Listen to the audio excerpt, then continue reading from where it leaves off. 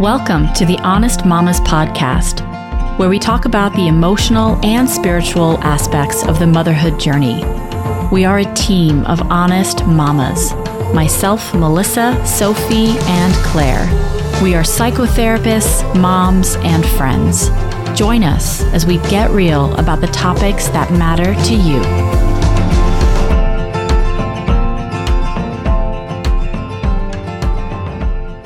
Hello, everyone, and welcome to episode 35 of the Honest Mamas podcast. This is Claire. Today, I talk with the wise and wonderful Leora Fulvio, the mom of two boys, a psychotherapist in San Francisco, and someone who walks the walk when it comes to raising conscious boys. What does the phrase conscious boys mean to you? To me, it's the opposite of accepting a, quote, boys will be boys mentality. It mindfully challenges the myths that have been erected, pardon the pun, around boyhood, that boys are one way and that certain behaviors, especially as they relate to emotions and the awareness of others, particularly girls and women, are inborn and can't shift. Boys need strong, loving, and mindful parenting now more than ever. We can help prepare them for the demands of the coming decades by teaching them soft strength, how to help lead this world into a more inclusive and loving place for all. Bottom line, boys are incredible, and they shouldn't have to carry the burdens of their predecessors. Here's my conversation with Leora. Hi, Leora. Welcome to the Honest Mamas podcast. Thank you so much for being here today. Hi, Claire. Thank you so much for having me. So today, as you know, we're going to talk about raising conscious boys and what that means to us as the moms of boys. Would you be willing to just tell us a little bit about yourself as a mom?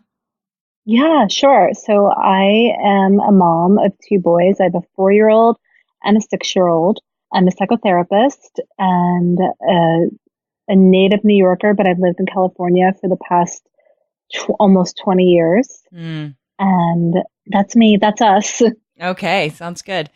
So we were inspired to do this podcast. I asked you to be a guest on this podcast partly because of a Facebook post that you wrote in January about an experience you had on the playground with one of your sons. Would you be able to just tell us a little bit about how that unfolded and what that brought up for you?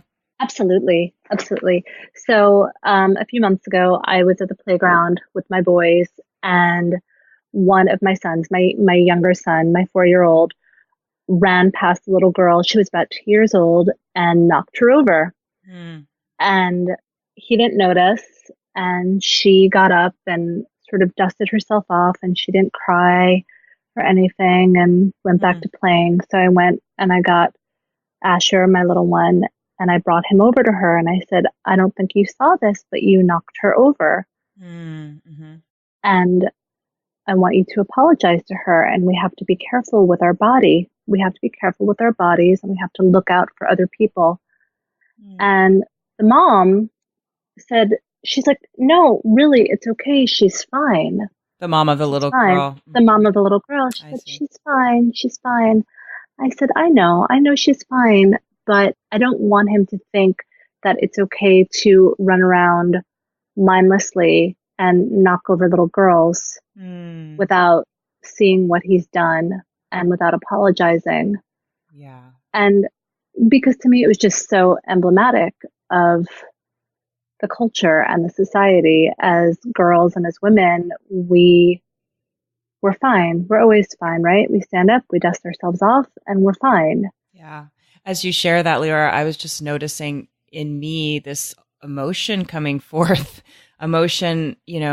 around you speaking so beautifully to your son, not shaming him, but also bringing mindful awareness to him, but also in hearing the other mom speak. I mean, no judgment toward her, but also just she seemed to be holding this point of view that we all hold as women often, or, sometimes, where, yeah, we're fine. And when I heard that, my whole body felt sad. I just felt into the sadness of that. It's kind of a powerful entry point, and I'm just grateful to you for sharing about that. And so how did it go from there? Did the mom of the little girl seem open to your point of view or your sharing? Yeah, absolutely. Absolutely. Because I said, I turned around and I said, I know she's fine, but I really want to make sure that my boys understand that that they have to be aware Mm-hmm. and they have to look out for the little girls around them and people who are smaller than them, and that they can't just mindlessly touch a little girl and then run away while she has to take care of herself. And like a whole bunch of moms like who heard that just applauded and came up and thanked me. And it's not because I'm such a great mom or anything, but I'm a woman, and all of us are. And it was just that I had boys and these women had girls. And yeah, as a woman myself and somebody who has always been fine. I mean, I'm always fine. My mother taught me to be fine all the time. I have always internalized that, and it comes out sideways, I'm not really fine. Right. Right. So, well, and all of this happened, it sounds like within the context of a lot of societal and cultural conversation about women's bodies, little girls becoming women, obviously, and our sanctity and our empowerment, and the fact that it hasn't happened, and that's part of, that these things start. They start as when we're children. These dynamics begin when we're young, and you saw a dynamic happening that you chose to interrupt, and that was well received given everything that's been going on. And yeah, how did Asher? We don't even notice it, right? Like we don't even notice it as women, as adults. We don't even notice it because we're so conditioned to all of us. Like, it's okay, it's fine, I'm fine. She's fine. She's strong. She's going to be okay. Right. And this was, and I don't mean any disrespect to this mom at all, because I'm sure that I would have been the same way if it had been my daughter, because I wouldn't have wanted to interrupt anything either. Again, we are born not to be interrupters. Right. Like you wouldn't want to cause a fuss. That's or right. offend the other person. That's right. Get involved. Right. It's funny because all of a sudden I'm remembering an experience that happened on the playground with my own daughter. And there was a little boy who wanted to be where she was and came up to her and pushed her. And there was a mom and a dad there. And my daughter was upset. She's 2. And the parents didn't say anything to me. And it was almost like the dad actually went to blaming the mom, like, you need to be closer to him. And that was hard to see, A. And B, it was almost as if my daughter didn't exist. And I didn't want to say anything. It was already uncomfortable. But I noticed that. And what I ended up doing was just, I kind of pretty overtly moved her to a different location. But it would have felt really great to have somebody in that couple take responsibility and, check on her and talk to their son about his body and mindfulness and girls' bodies and, safety and respect and repair. Because kids don't know. They don't know. And it's not because they're bad, and it's not because there's something wrong with them. It's because that's the way they're born. It's innate, but we're not animals. We're not cavemen. We have consciousness now, and we're in a new generation, and it is our responsibility to start to guide our children toward a different way, a better way. Absolutely. And again, we don't blame them. We teach them. We teach them what we have been learning for the past so many years about being kind, being mindful, and protecting the people around us. And yeah, I had said in that post that when my husband and I found out that we were having boys, we were having a second boy, kind of high-fived, because I was like, oh yeah, a drama-free life. And as you know, Claire, I specialize in treating eating disorders in my private practice, and one of the things I had thought about throughout both pregnancies before I found out that I was having girls, before I found out that I was having boys, was how am I going to protect my girls from society? How am I going to protect them from an eating disorder? How am I going to protect that? How am I going to help instill a positive self-esteem in them? Right. And, just a lot of thinking through that, given my own experiences as growing up as a girl and growing up as a woman, and my own disordered behaviors with food and body image and sex and sexuality and all of those things. And it was such a relief to me that I would have children that wouldn't have to go through the complexities of being female. Yeah. And after this experience, I realized, like, no, actually, I have an even bigger responsibility, because it's not that I have to protect my girls. I have to raise my boys to be protectors and defenders of girls and women and people who don't have the privilege that they have because they are going to be white men. Yeah. And they are going to have all of that just born into that innate privilege that white men have. The luck of the draw. The luck of the draw. It's the luck of the draw, right? I mean, it's they didn't, and I need that. I will teach them that they didn't do anything to be born that way. They have nothing to be proud of. There's this isn't. They're not better than anybody. They could have just as easily been born a different gender, a different skin color. I don't know what their sexuality or gender identity will be, but it doesn't matter, right? I mean, however they are, it's just what it is. It was the luck of the draw, as you said, and that is nothing to be proud of. And once you have this, you are responsible for being a good human being and taking care of the people around you, always, no matter what. And this is what I want them to know. So I have the responsibility to teach them that. I have the responsibility to make sure that when they see injustice happening, that they say something. I have to make sure that they not only do they not touch women inappropriately, but that they do something if they see it happening or if they hear about it happening, and that they speak up if they hear other guys saying things about it. Because even though I don't have girls, it's still my responsibility to protect girls and to protect women. Yeah. Being the mom of two boys, being the mom of two boys who will be white men, like most likely. Right. Never know.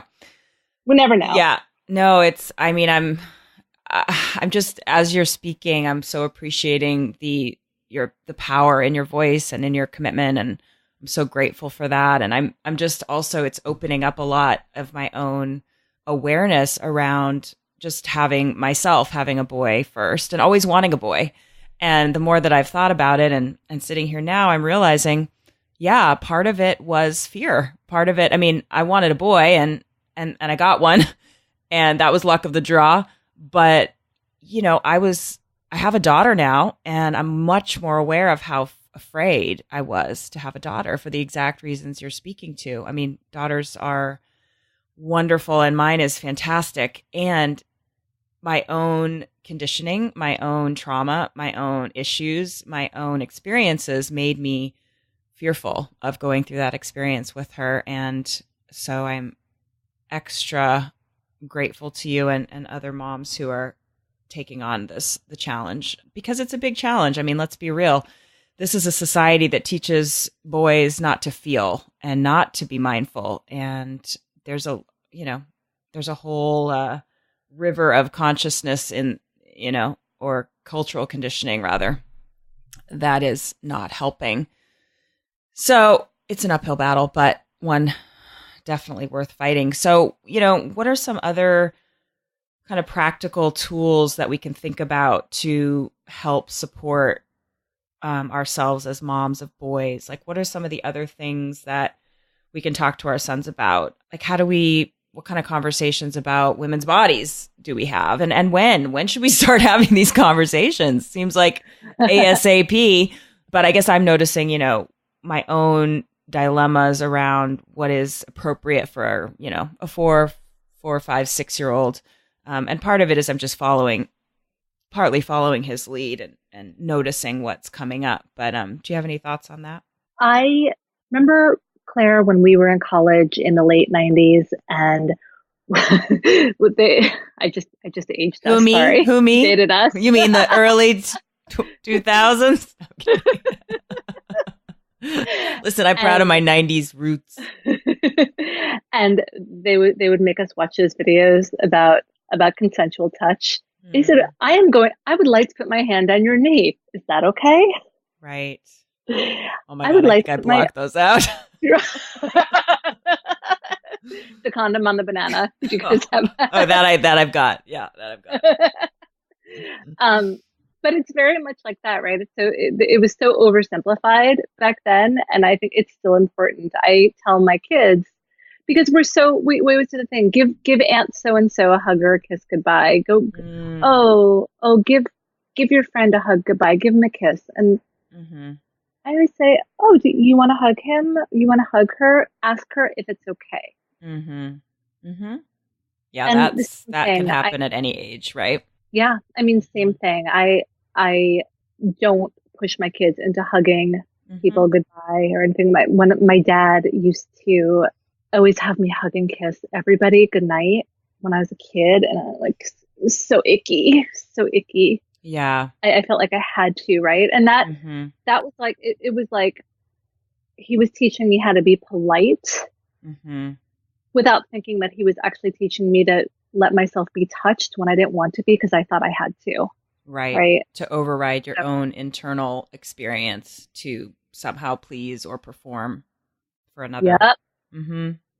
No, that's a good one. So teaching consent in a very experiential way, in the moment, where kids get to notice and respond to their own internal cues, and also to learn to pick up the cues of others. So if someone's not rushing to hug you, they're not interested, and that's okay. You're still lovable. You're still good. I'll hug you. That's right. That's right. Letting them know that there are some people who it's okay to hug all the time, like mommy, and some people who it's not okay to hug all the time, like your little friend Clara or something like that. Right? Yeah. Right. I'm working a lot with, one of my kids is really naturally empathic and the other one just isn't. So I think he needs to be taught it. So I'm trying to work with that. I'm trying to just sit there and say to him, okay, let's just imagine what it would be like if he came up to you and hit you and took away your Legos. What would that feel like? Would you like that? No, I don't think I would like that so much. Well, okay.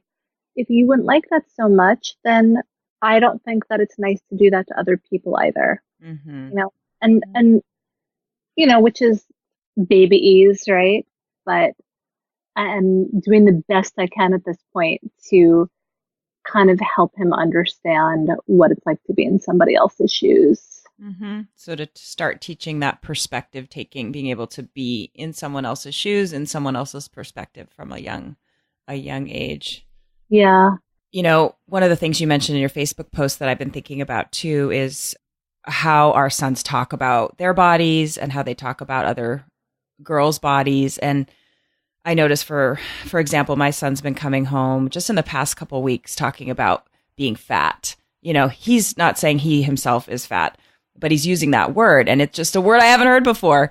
And he's also talking about calories. He's telling me how, chocolate milk has more calories and you should never drink it. And it's just, I'm just like, okay, here we go. Here's this opportunity. And it's incredible just to have the opportunity to unpack these ideas and thoughts. And, he doesn't have the longest attention span, so right. I give it in short bits. But how do you talk to your sons about about other people's bodies as far as size, color, gender? Like, have you guys gone there? Not so much at this point, but I have thought quite a bit about it. And in my own practice, I believe a lot in the health at any size movement, health at every size. So the word fat in that movement is meant to be reclaimed. So not a bad word. Got it. So somebody's fat. That's fine. People have different body shapes. People have different body sizes. Yep. The calorie thing is. You wonder. Yeah, I know. Well, and we could probably do a whole other thing on kids and food and body image. And I just say, everything in moderation, have a chocolate milk, then have a white milk, But regardless, bodies are beautiful in all shapes and sizes. And I tell him, everybody's beautiful in different ways. There's just lots of beauty. How boring would it be if we all looked the same? And so it's cool to hear him start to bring that back to me in different ways. Like, yeah, it really would be boring if everybody was the same. And, it's fun to hear that coming back. So we're heading in the right direction, I think, maybe. I hope. Yeah, absolutely. Absolutely. That I know exactly the part of my post that you're referring to, and I'll be a little bit. I wasn't super transparent in that post, but it was an incident where I was sitting with one of my friends, and he has 2 daughters, and he was talking about this woman that one of our friends was dating, and his girls were in the room, and they're cognizant already. They're like, gosh, they're with maybe almost 7 and 9. Okay. And he said, oh, well, her body was an 8. I would say her face was only like a 5 or a 6. And I know, it hurts me to hear that. I know. Oh, and, I quickly changed the subject because I just didn't want to go there. And which I shouldn't have. I should have said something right there. I sort of regret that I didn't, because I would have wanted his girls to hear me correct that, and for him to correct it, because again, it's something that is such like old and weird conditioning to sort of quantify women in that way. And I was sitting there and I was thinking, wow, I don't want my sons to hear that. I don't want his daughters or sons to hear that, because that teaches the boys to quantify women in that way, and that teaches the girls to quantify themselves in that way. Right. And look in the mirror. Well, what is my face? What is my body? What number is that? We have to be so careful about the things that we say, not just in front of our children, but in general. And again, that, like, my big regret is that I didn't say something in the moment. I think I was, I don't know. Learning, processing, I was learning something new. Processing, which is why I said something in that Facebook post later, like, don't rate women. Just don't do it. Think about what you're saying in front of your boys and your girls. Exactly. Because this is how kids learn, is these sort of like thoughtless things that we say. Right. They can be so impactful. And this is somebody who I really like and respect and find really intelligent, right? And he still sort of just said this out of like, just kind of like thinking about this woman, and this is just what he said. Yeah. So, and it's not right. Right. But we have to learn how to be more conscious in general. Right. Of the words that we're using. Exactly. Especially in front of our kids. Yes. Well, and I think, just to remind all of us as parents and as people that it's powerful conditioning. It doesn't mean we can't break it down. It doesn't mean it's here to stay. It's not. And I'm sure he didn't understand the implications of what he said, and we're all going to continue to find ourselves saying things that maybe we wouldn't say again once we realize what's happening. And so it's always a process, but I hope that we can continue as parents to dialogue and to be open to feedback. It's hard to get feedback. It's hard to hear from another parent like, wow, that really triggered me because you quantified a woman's body and face. And, I'm worried about that. I'm worried about how your daughters will hear that. I'm worried about how Yeah. my sons would hear that. It would be difficult feedback, but we're never coming from a place of shaming. I think it's really just an attempt to raise consciousness, like you're saying. Right. And I'm hopeful there's a lot more conversations happening, and I'm very hopeful about that. So, And I am so far from perfect, so far, Claire. yeah, So yeah, far yeah. away from it, you know, Yeah. and I mess up all the time, constantly. But thinking about the way I talk to my kids is, you know, my a step in the right direction, Definitely. as we said, right? I mean, parenting is not a perfect science. If it were, we'd all live with our parents till we died. Oh Lord, no. I love my parents, but yeah. So the other piece that I wanted to add in is just thinking about being in a parenting couple or a co-parenting situation. Sometimes we're in different places than our co-parents can be, or our partners, and those are always interesting dynamics to witness and to unpack a little bit. Like, around sexuality, for example, is a place that I'm very comfortable talking about that, and my partner is too. But when I started saying things to our son, like he would say, so and so wants to marry so and so, and I'd be like, oh, who do you want to marry? Are you going to marry, Jane or Joe? And my partner would look at me like, what are you doing? And I'm thinking, I'm providing options. I'm providing an open dialogue. I'm providing thoughtful, I'm providing a safer, more open space for my son to think about himself and to think about others. And, I think it's just interesting also to look at those dynamics, and they not only occur, amongst our neighbors and our friends, but also in our own families. And I think it can be really challenging for people if their partners aren't on the same page. So that can be a place to start, in addition to how we talk with our kids. So absolutely. And even I took my 4-year-old to the bathroom a couple of weeks ago. We were at a restaurant, and the only option was the ladies' room or the men's room. So I brought him to the ladies' room, and he said, "Mommy, I can't go in there. I'm not a lady. I'm a woman." Oh. And I said, "Well, you can do whatever you want to be, but we have to go in here right now because I can't go in the other bathroom."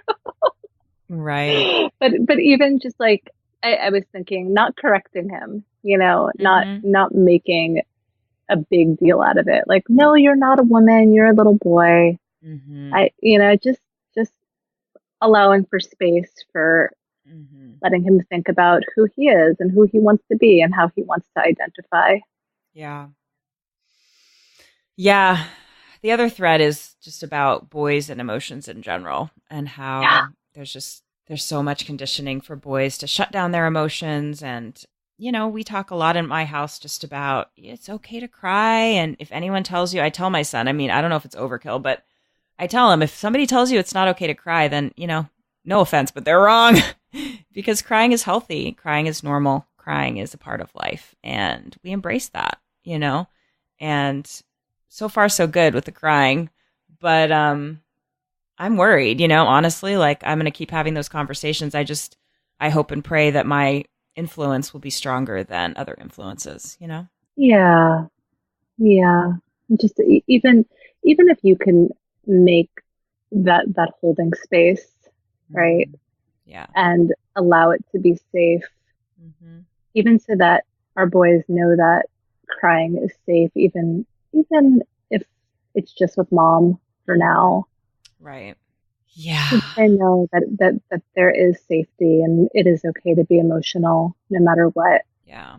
Well, did you receive what was the feedback like from this post that you did on Facebook? A lot of people just said that they were really happy that I was raising my boys consciously. And a lot of moms of girls actually wrote back to me just saying, like, makes me feel better having girls in this scary world, thinking that there are moms like you who are thinking about this stuff. Well, is there anything else? I know that you were inspired when you wrote the post? And is there anything else that you want to use this platform or this opportunity to say on this topic? Yeah, what I think is really, really important is that when we are trying to guide our kiddos, to really come from a place of openness and not shaming them. Yeah. To really come from a place of curiosity and kindness, and that it's okay to make mistakes, and we don't have to be perfect, and we don't have to do everything perfectly. And when we mess up, it's okay to go say, I'm sorry. Yeah. Because none of us is going to do everything right. And we're all going to mess up a lot. We are as moms, our kids are. Yeah. And as they grow up, they're going to mess up. And I don't want my kids to feel that being human and being who they are is wrong, because as human beings, we are going to make mistakes constantly. We're going to fuck up constantly. We're going to do the wrong, and I'm putting wrong in air quotes, the wrong thing constantly. And when we are so caught up in doing the right thing and we do something, we make a mistake, that's when ego comes in and, helps us root our heels in the... And finding justifications for maybe our wrong actions. Yeah. Donald Trump, anybody? Right? Yeah. I mean, so really just having so much patience and letting your kiddos know that it's okay to make mistakes, and that's the only way we learn, and not being afraid to say, I'm sorry, not being afraid to say I messed up, and not being afraid to say I'm a human being, right. And I have feelings and I mess up, and I'm going to take responsibility for my actions, and I'm going to take responsibility for my mistakes, because we get so caught up and I'm the only one who made a mistake and everybody else is fine. Yeah. And so kind of self-absorbed in that we forget about the people around us who we've affected. So taking responsibility for making mistakes, and for being kind, and for being open, and just fluidity in all of this, and trusting that none of us are really going to get it right in this lifetime, in the lifetime that we have. And that's part of it. I mean, if we were all perfect, we'd just float off to nirvana. But that's not going to happen. I bought my ticket, but I haven't floated off yet. I haven't reached the destination. Yeah. No, me neither. Well, and Leora, you're speaking about vulnerability, which I think is another topic just that boys, struggle with, because obviously that's a lot of the conditioning, is not to be vulnerable, to be strong, to be tough, to be cool. And if we can teach our boys to be vulnerable, then they won't have the need to cover it up and to have trouble taking responsibility. So maybe we should just leave it there, in a place of, accepting and honoring vulnerability with our boys. Yes. Oh, well, thank you so much, Leora. I really appreciate you sharing your thoughts and your passion on this subject with us. It was so nice to talk to you. I really enjoyed this.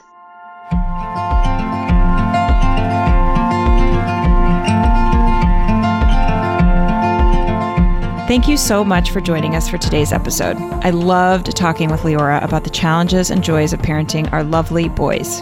She was so honest and vulnerable, but committed to the cause. As we touched on in the conversation, try to remember that we're all learning more every day about parenting best practices, and that our mistakes can be openings to our greatest learning and intimacy. May boy moms everywhere be gentle with themselves, but firm in our commitments to the hearts of our little guys. Take care, everyone.